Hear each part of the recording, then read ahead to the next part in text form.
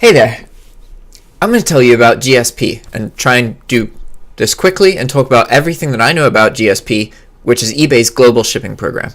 A lot of people are kind of scared of it because what it is it allows you to sell to an overseas market. So if you're selling any kind of product, whether you're drop shipping or using stuff regularly on eBay, then you can have those items get bought by customers in the Philippines, in Canada, in Ukraine, in Russia, in England, Australia, tons of places. There's way more than that on the list of eligible places. It opens up a whole new world, and you can expect an increase of sales.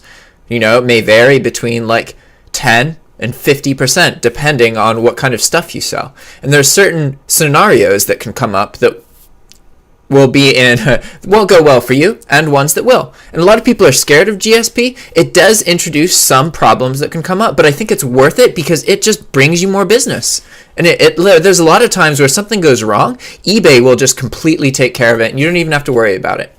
So, if you sell items that can be broken physically, like plates, glass, that kind of thing, it's great for GSP because as far as GSP is concerned, you have to, it's their responsibility to make sure that the item isn't broken before they send it overseas. If it arrives at the international destination and it's broken, they reimburse the buyer and you get to keep the proceeds from the sale. So you actually want to sell items that can physically break because you will always win if it physically breaks. And the overseas buyer notices that. However, if the item is defective, so imagine that you sell an inflatable item and it arrives and there's a hole in it.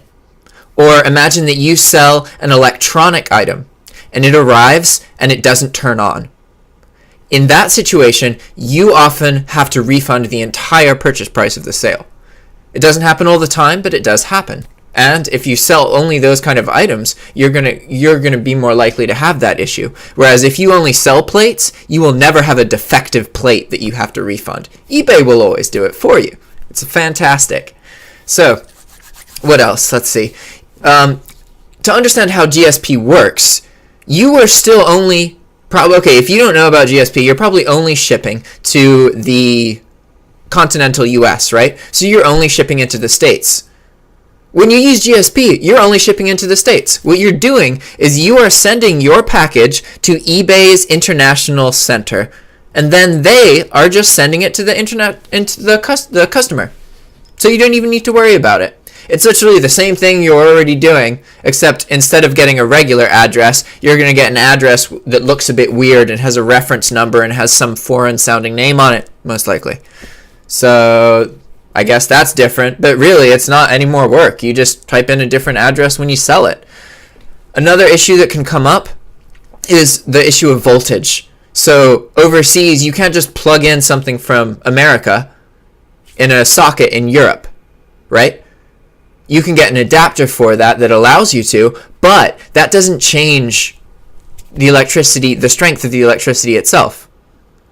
So you also have to get a transformer to change because the electricity in North America is on a different standard than the electricity in Europe, right?